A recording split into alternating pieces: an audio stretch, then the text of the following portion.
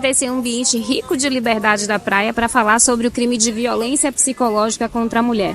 Apesar de, desde 1996, o Brasil haver aderido à Convenção de Belém do Pará, que entrou em vigor em 1995, apenas no ano de 2021, o Brasil inseriu no Código Penal brasileiro o artigo 147b, que trata do crime de violência psicológica contra a mulher, que é o crime de causar dano emocional à mulher. E aí ele traz várias condutas exemplificativas que podem originar dano emocional à mulher. Além de haver aderido à Convenção de Belém do Pará, o Brasil aderiu também à Convenção de Istambul, que é uma convenção mundial por meio da qual os países se comprometem a aderir à tolerância zero a qualquer tipo de violência contra a mulher. O tipo penal da violência psicológica ele é bem amplo. Ele diz assim: causar dano emocional à mulher que a prejudique e perturbe seu pleno desenvolvimento, o que vise a degradar ou controlar suas ações, comportamentos, crenças e decisões mediante ameaça. E aí é só um exemplo. O legislador optou por exemplificar condutas que causem danos emocionais às mulheres que possam ocasionar.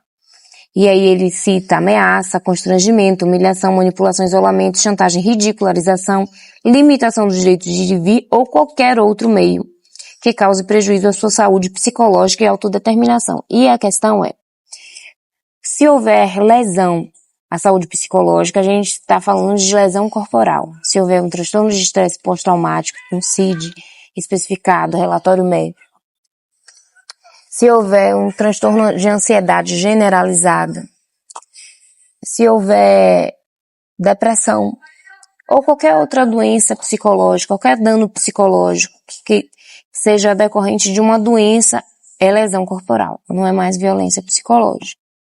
A violência psicológica é um dano emocional, transitório, passageiro, efêmero, né? Que são aquelas situações de dor emocional, mas que não chegam a ocasionar uma doença, não desencadeiam uma doença, porque a partir do momento que desencadear uma doença, é uma lesão corporal.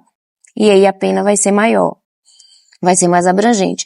Bom lembrar que o crime de violência psicológica, ele prescinde de qualquer relatório médico, de qualquer documento médico. Como é que eu posso provar que eu sofri de violência psicológica? Além dos relatórios de atendimento em CRAS, CREAS, ou quaisquer outros prints, mensagens, e-mails, gravações de telefonema, o depoimento da vítima será relevante, mas também testemunhas que tenham presenciado de forma ocular ou que tenham ouvido falar da situação. Quaisquer provas serão bem-vindas. Não é necessário que haja um relatório médico para violência psicológica. O crime de violência psicológica já é previsto em outros países, como Portugal, Espanha, Inglaterra. Já existem tipos penais semelhantes. E o mais interessante do crime de violência psicológica é que ele pode ser praticado tanto em ambientes públicos como em ambientes privados. Por exemplo, quando a mulher vai para um atendimento obstétrico e sofre violência obstétrica, o crime praticado é o de violência psicológica contra a mulher. Quem pode praticar, que é o sujeito ativo? Qualquer pessoa. Pode ser uma mulher, um homem, pode ser um médico, uma médica. Pode ocorrer também em templos religiosos, por homens, mulheres. Quem pratica o crime pode ser um homem ou uma mulher, mas a vítima tem de ser uma mulher. E aí pode ser uma mulher transgênero também, uma mulher trans, por exemplo.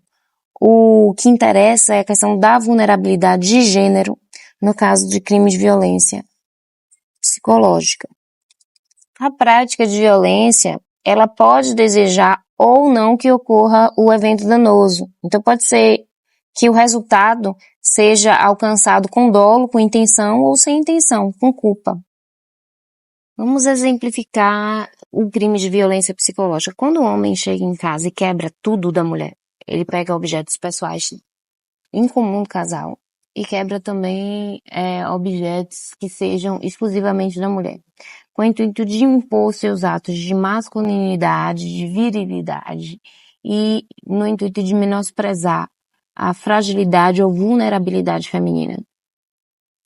Nesse caso específico, a gente está diante de um crime de violência psicológica, mas se houver reiteração de atos, se isso for comum, ele sai quebrando tudo, a gente não está diante de um simples crime de violência psicológica.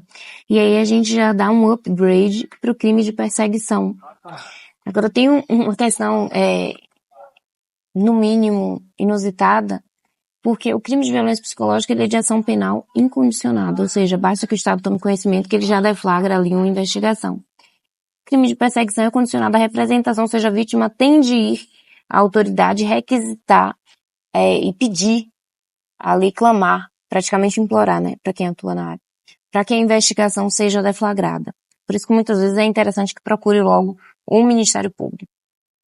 Se houver ideação suicida, a gente já pode configurar em uma lesão corporal, né? A gente já pode ver isso, como é que vai provar isso com psiquiatra, procurar um psiquiatra para poder provar. Aí você pode procurar no âmago público ou no âmago privado. É lógico que no âmago público tudo fica muito mais difícil, né? Diante do contexto de desigualdade social e de falta de políticas públicas voltadas ao atendimento às mulheres em situação de violência doméstico-familiar e em situação de violência como um todo. Até já falei isso aqui, mas vale repetir: um murro, um tapa na cara, um tapa em outro lugar, um puxão de cabelo, um empurrão. Atos que não deixem vestígios de lesão, eles vão configurar violência psicológica quando efetivados com o intuito de humilhar, com o intuito de impor atos de masculinidade em desfavor da mulher, tá? Então ele não vai configurar só vias de fato, que é uma contravenção simples. Ele tem o intuito de humilhação da mulher. Então ele vai configurar a violência psicológica. A questão importante é que a mulher, além da esfera criminal, ela pode buscar compensação pelos danos psicológicos na esfera civil. Então os dois âmagos podem ser acionados.